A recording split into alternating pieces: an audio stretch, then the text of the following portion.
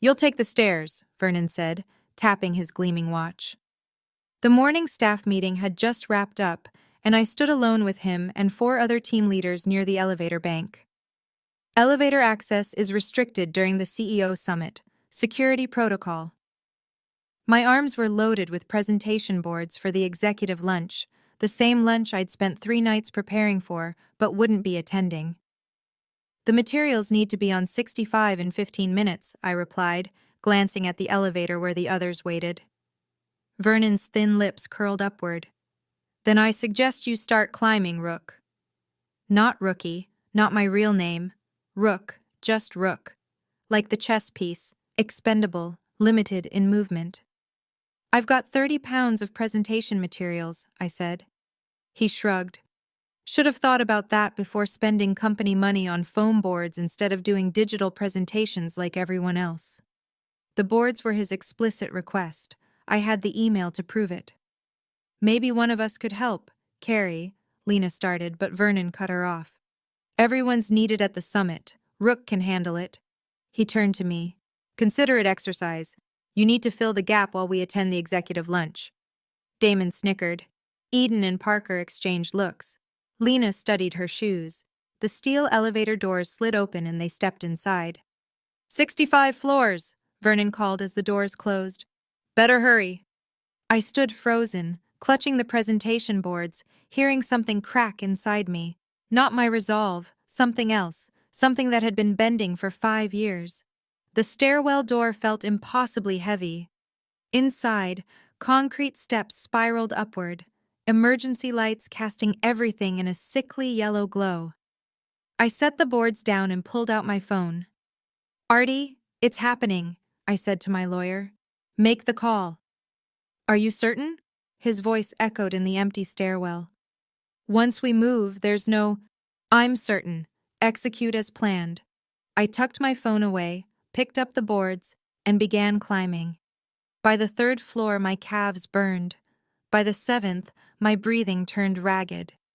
At floor 12, I set everything down and peeled off my jacket. 23 minutes later, I pushed through the door to floor 30. Halfway there, sweat plastered my blouse to my back, my fingers raw from gripping the boards. I remembered my first day at Zancor Technologies 5 years ago, fresh out of college, portfolio bursting with ideas, heart full of ambition. Your designs have potential, Vernon had said during my interview. Rough, unpolished, but we can work with that. For 3 years I worked overtime, weekends, holidays, designs that won company awards with Vernon's name attached, campaigns that doubled client retention, credit handed to Damon or Eden, my ideas ignored until repeated by Parker. Minutes later, floor 42. My legs trembled as the maintenance manager passed me, concern etched into his weathered face. Rook, why are you in the stairwell? There's a fire safety inspection scheduled. Following orders, I managed between breaths. He shook his head. Let me help you with those. I've got it, Hector, but thank you. Suit yourself, but you shouldn't be here today of all days. If only he knew I'd signed his paycheck since Tuesday. Floor 57. My phone buzzed. Artie. It's done, he said. Documents delivered. The board is reviewing them now. I leaned against the wall, closing my eyes. Any pushback? None.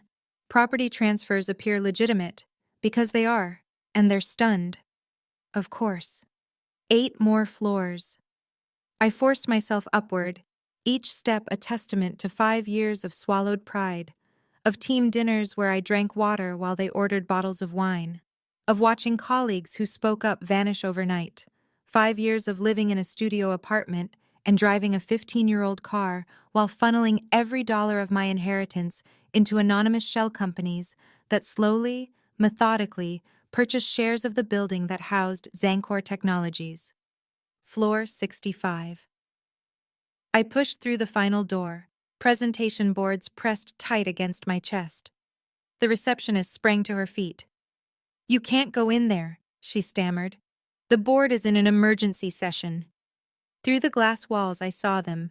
Vernon, Damon, Eden, Parker, Lena, seated around the conference table with the executive team. The CEO stood at the head, papers in hand, his face drained of color. I walked past the receptionist and through the double doors into stunned silence. "What are you doing here?" Vernon hissed. "I told you to take the stairs." I finished setting the boards down. "So I did. 65 floors." The CEO cleared his throat. "Miss Kapoor, perhaps you could wait outside. We're handling an urgent matter." "The building sale," I said, "and the eviction notice." Vernon's eyes narrowed. "How do you know about that?" I stepped forward, extending my hand to the CEO. "The papers, please." Confusion crossed his face, but he handed them over. I scanned the document, the eviction notice I'd instructed Artie to deliver that morning. 5 years of planning, saving, secretly acquiring the building through a dozen investment vehicles, all leading to this moment. I looked up at their bewildered faces. "The elevator wasn't restricted today," I said. "I checked with maintenance on my way up." Vernon's face reddened. "This is inappropriate. Get out before I call security." "That would be interesting," I replied. "They work for me now." The room went still. I placed the eviction notice on the table, smoothing its corners.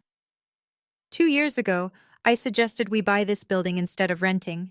You told me to stick to arranging lunch orders and leave real business to the adults. I turned to the CEO. "You asked who purchased the building. The answer is Kapoor Holdings." I paused. "My company." Vernon laughed, brittle and sharp. "That's impossible. You can barely afford your bus pass." "You assume that because I allowed you to," I said. The modest clothes, packed lunches, ancient car, all carefully cultivated. Meanwhile, my inheritance was working for me, buying this building piece by piece while you were buying designer watches. If you're listening to this story and feeling that rush of satisfaction, that tingle of justice finally arriving, take a second to tap that like button. Follow this channel for more stories of long-awaited reckonings. I promise what happens next will leave you speechless. Drop a comment with what you think Vernon deserves. I'm Rukmini Kapoor, first-generation American, daughter of immigrants who taught me patience and perseverance. Graduate of State College, not an Ivy League, always the hardest worker in the room, never the most recognized. For 5 years, I watched Vernon and his inner circle take credit for my work. My redesign of the client portal presented as Damon's idea. My marketing strategy that increased revenue by 40%, suddenly Eden's brilliance, my suggestions dismissed until Parker repeated them minutes later. "This is absurd," Vernon sputtered. "She's delusional." The CEO raised a hand. "The paperwork appears legitimate. Kapoor Holdings completed the purchase yesterday." Vernon's face drained of color. "There must be some mistake." "No mistake," I said. "The building is mine and Zancor Technologies has 30 days to vacate." Lena stood, her chair scraping the floor. "Rukmini, can we talk about this? Maybe reach an understanding." Lena, who had watched in silence for 5 years, who knew what was happening but never intervened, who once whispered, "I'm sorry," after a particularly brutal meeting, and did nothing to help. "You have 30 days, I repeated. "I suggest you start packing." The CEO cleared his throat. "Perhaps we could negotiate a lease." "The space has already been promised to new tenants." A lie, but they didn't know that. Vernon surged to his feet. "You ungrateful little—" "Choose your next words carefully," I interrupted. "They might be the last you speak as an employee of Zancor."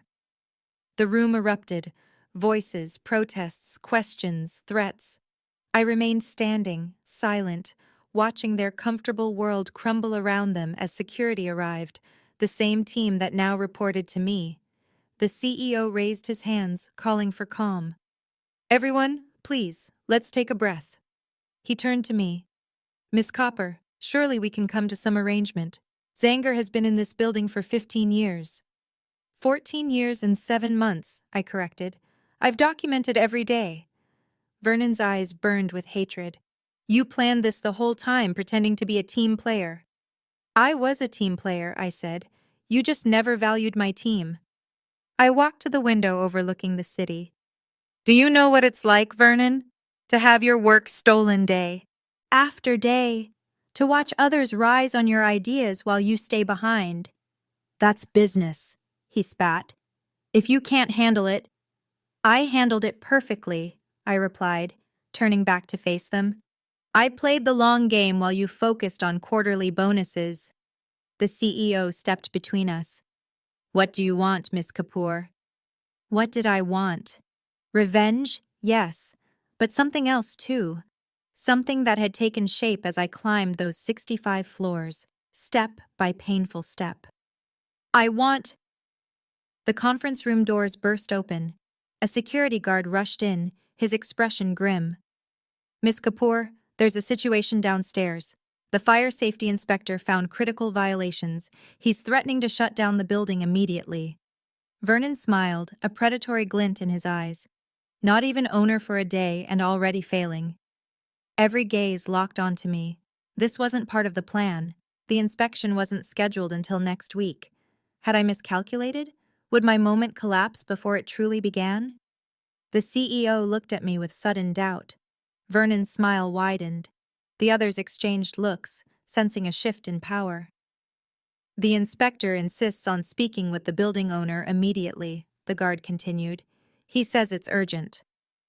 I straightened my sweat-soaked blouse, painfully aware of how disheveled I looked after climbing 65 floors. Against their polished exteriors, I appeared exactly as they always saw me, struggling, inadequate, out of place. Tell him I'll be right down, I said, my voice steadier than I felt. As I moved toward the door, Vernon stepped into my path. Looks like your little power play just crashed and burned, he whispered. Amateur. I met his gaze. We'll see who's still standing when this is over. The guard held the door as I walked out, leaving behind a room of executives unsure whether they'd witnessed my greatest triumph or my most spectacular failure. And I wondered the same myself. The elevator ride down felt like descending into uncertainty. Minutes ago, I'd revealed myself as the owner, watching shock ripple across faces that had dismissed me for years. Now one unexpected inspection threatened everything. Hector waited in the lobby with a man in a navy uniform holding a clipboard. Miss Kapoor, Hector said, relief evident in his voice. This is Inspector Neil. He's found several issues during today's fire safety check. Neil frowned, tapping his clipboard. The sprinkler system on floors 30 through 42 isn't up to code, and 3 emergency exits are blocked with storage items. I can't allow normal operations until these are addressed. My heart sank. The previous management company had assured me everything was compliant. Another lie. How quickly can we resolve this? I asked. The exits can be cleared immediately. The sprinkler system will take at least 3 days. 3 days. 3 days of disruption just as I was asserting authority. We can't shut down, I said. There are 12 companies operating here. Neil's expression hardened. Then I suggest you begin evacuation procedures. The elevator chimed behind me. Vernon and the CEO stepped out, both wearing carefully crafted looks of concern that barely concealed their satisfaction. Problem? Vernon asked innocently. I turned to Hector. Get a crew to clear those exits immediately, then call Ajax Fire Systems. Tell them we need emergency service, whatever the cost. Hector nodded and hurried off. Inspector, I said, if we clear the exits and post fire wardens on the affected floors until repairs begin tomorrow morning, would that meet immediate safety requirements? Neil considered it. I'll need to personally verify the exits are clear, and you'll need 1 warden per floor with hourly fire watch rounds documented. Done, I said. Vernon stepped forward. This seems like an extensive building management issue. Perhaps Zancor should reconsider its eviction given these circumstances. The CEO nodded. We could delay our departure, help manage this transition, in exchange for a reasonable accommodation on rent. Their transparent attempt to exploit my crisis made something harden inside me. 5 years of watching them capitalize on every weakness, every vulnerability. Not this time. Your offer is noted, I replied coolly. Inspector Neal, please give me 30 minutes to arrange the fire wardens and begin clearing the exits. As Neal stepped aside to make a call, Vernon moved closer. Buying a building doesn't make you capable of running it, he murmured. You're already failing. Imagine how this looks to your new tenants. I met his gaze. I climbed 65 floors today because you thought it would break me. What makes you think this will? His smile never reached his eyes. Because climbing stairs only requires stubborn stupidity. This requires actual business acumen. The CEO cleared his throat. We're simply offering assistance during a difficult transition. While attempting to negotiate under duress, I replied, not exactly the ethical leadership Zancor advertises in its mission statement. Before either could respond, my phone buzzed. A text from Artie. Don't panic, I'm 5 minutes away with help. Hope flickered. Artie had never failed me. I turned back to Inspector Neal. I need to coordinate the fire wardens. Excuse me. For the next 20 minutes, I moved through the building with purpose, directing security to clear blocked exits, calling office managers on the affected floors. My clothes still clung to me with sweat from the 65-floor climb, but I projected calm authority. When Artie arrived, he wasn't alone. With him was a woman in a tailored suit holding a tablet. Rukmini, this is Tara Mendez, former fire marshal, now a private safety consultant. Tara nodded briskly. Situation's been explained. Let me see the inspection report. After reviewing Neal's findings, she tapped rapidly on her tablet. These issues are real, but there's an alternative compliance pathway under City Code 5.7b. It allows a 72-hour remediation period with enhanced monitoring. I've worked with Neal before. Let me talk to him. 20 minutes later, we had a solution. The exits were being cleared, fire wardens assigned, and Ajax fire systems scheduled to begin work at 6 a.m. tomorrow. The building could remain operational. Neal signed off on the revised compliance plan. I'll be back tomorrow afternoon to check progress.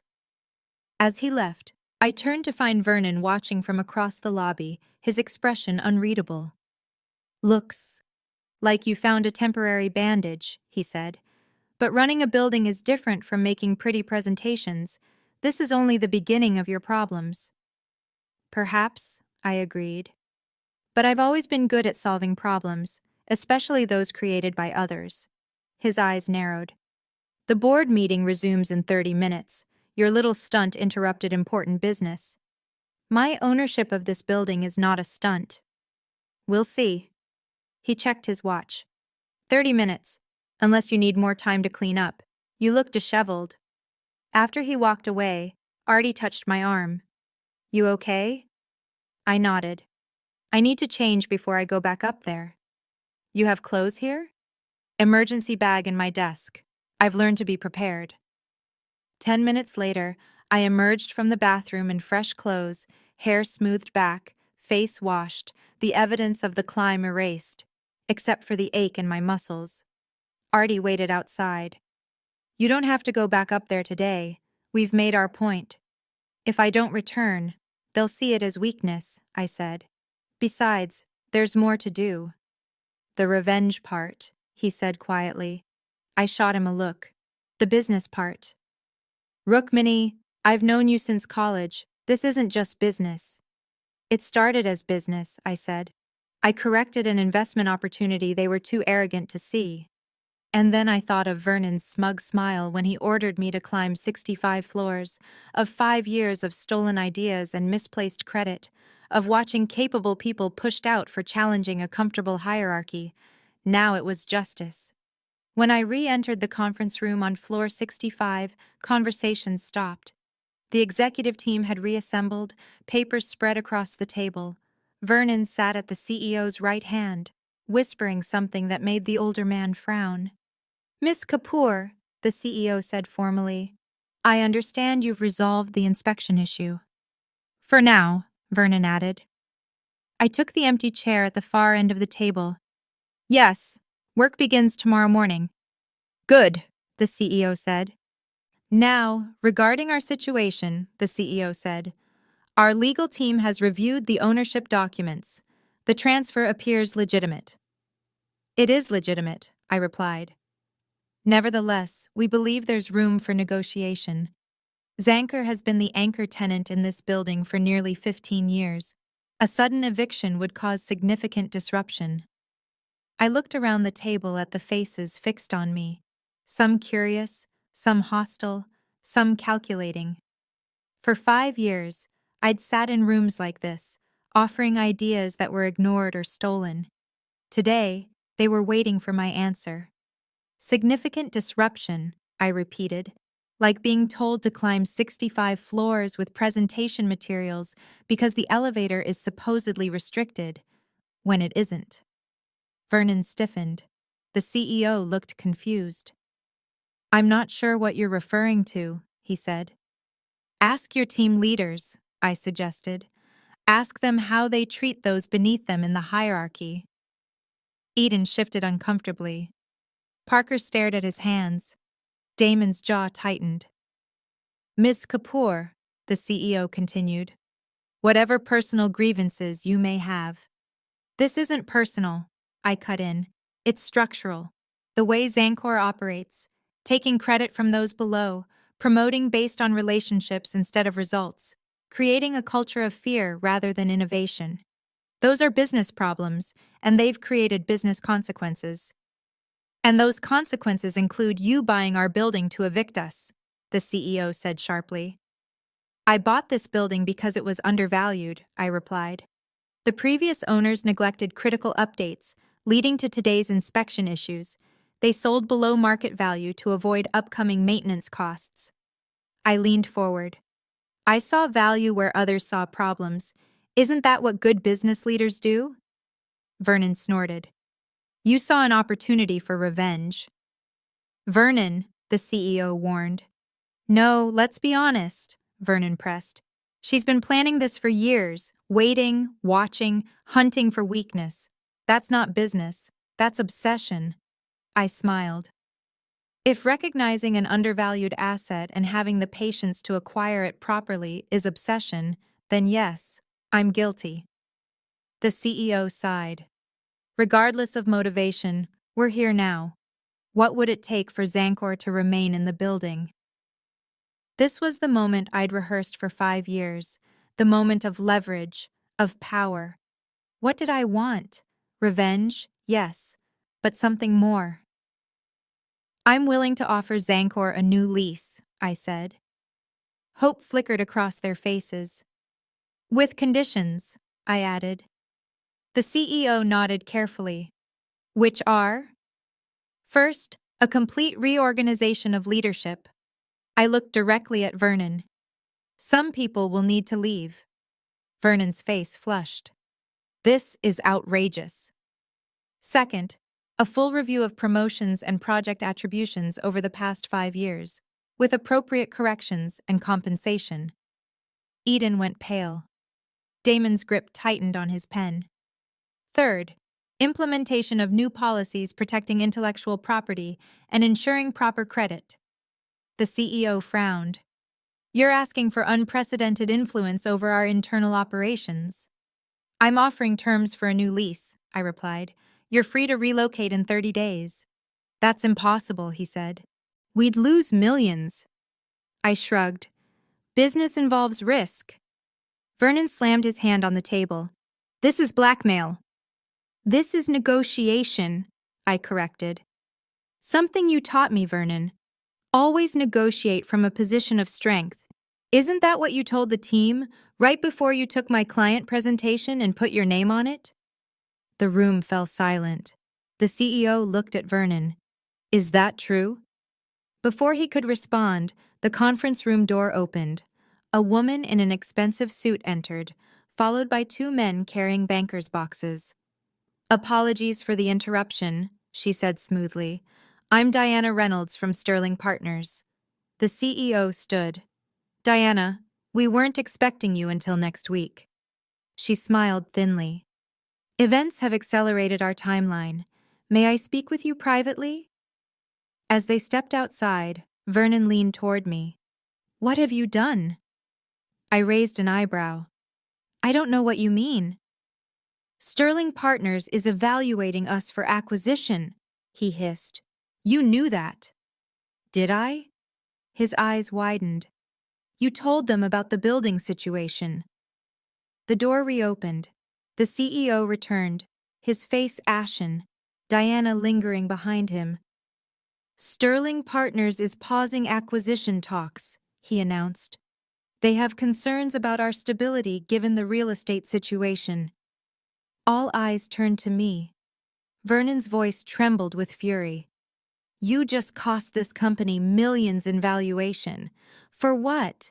Because you had to climb some stairs? Because you didn't get enough gold stars? I stood slowly, the ache of 65 floors still burning in my legs. No, Vernon. Because you and people like you built a culture that rewards the wrong things, one that steals instead of creates, that climbs by pushing others down. I walked to the window, gazing out over the city. I didn't just buy a building, I bought time to decide what happens next. Behind me, the room erupted in urgent whispers, and in the glass reflection, I watched the CEO pull Vernon aside, their conversation sharp and intense. This wasn't over. Not even close. The real revenge was only beginning to take shape, shifting from a 5-year dream into something solid and unavoidable. And when I turned back to face them, I saw what I'd waited years to witness: fear in Vernon's eyes. The next morning, I arrived at 7 a.m., watching Ajax Fire Systems technicians install the upgraded sprinklers, my muscles still aching from the previous day's climb, each step a reminder of Vernon's casual cruelty and of my victory. Everything on schedule? I asked Hector. Yes, Miss Kapoor. The work should be finished by tomorrow evening. He hesitated. The Zancor team has been asking questions. They're nervous. Let them be, I said, checking my watch. Their all-hands meeting starts in an hour. After the chaos of yesterday's revelations, the CEO had called a company-wide meeting to address the rumors spreading through Zancor. I hadn't been invited, of course, but I didn't need permission to attend events in my own building. At 7:55, I stood in the service corridor outside Zancor's main conference space, listening to the low murmur of hundreds of employees. A text from my source inside confirmed the executive team had arrived. I straightened my blazer, drew a deep breath, and pushed through the door. The room fell silent as I walked toward the stage where the CEO stood at the podium, Vernon and the other team leaders seated behind him, their expressions ranging from shock to open hostility. Miss Kapoor, the CEO said, recovering quickly, this is a private company meeting. I'm aware, I replied, my voice carrying through the quiet room. But since you're discussing the future of your tenancy in my building, I thought it appropriate to participate. Whispers rippled through the crowd as many employees heard confirmation of the rumors for the first time. That won't be necessary, the CEO said firmly. We'll continue through proper channels. Like the proper channels Vernon used yesterday, I said, when he forced me to climb 65 floors with presentation materials by lying about elevator restrictions. More whispers. Vernon leaned forward, hissing something to the CEO, who frowned. That's an internal matter, the CEO said. Is it? I stepped closer to the podium. Because it happened in my building, using my stairwells during a fire system inspection. Something Inspector Neal found deeply concerning. Vernon shot to his feet. This is inappropriate. Security won't be removing me, I finished calmly. They report to building management now. For 5 years, I'd watched Zancor's leadership manipulate information, control narratives, silence dissent. Today, that changed. I turned to the employees.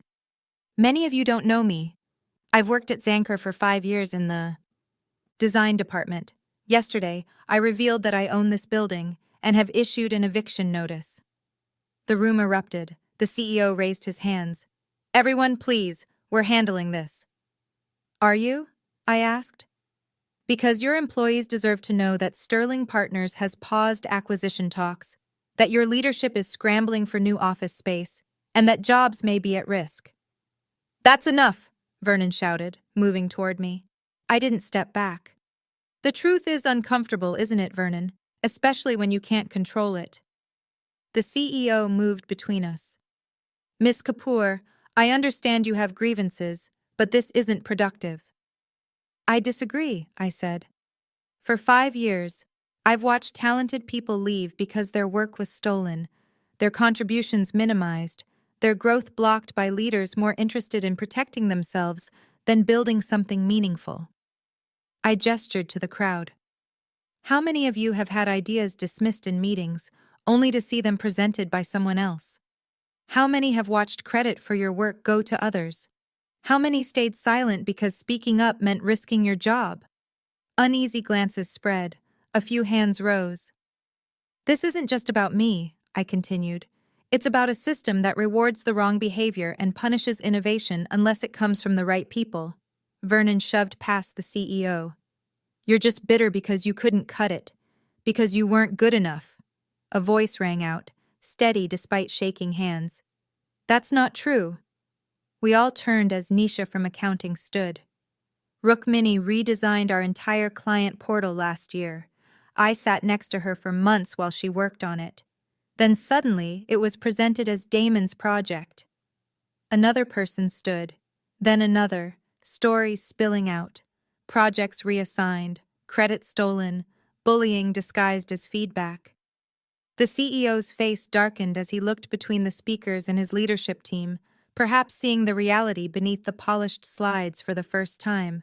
Vernon's face flushed an alarming red. This is a coordinated attack.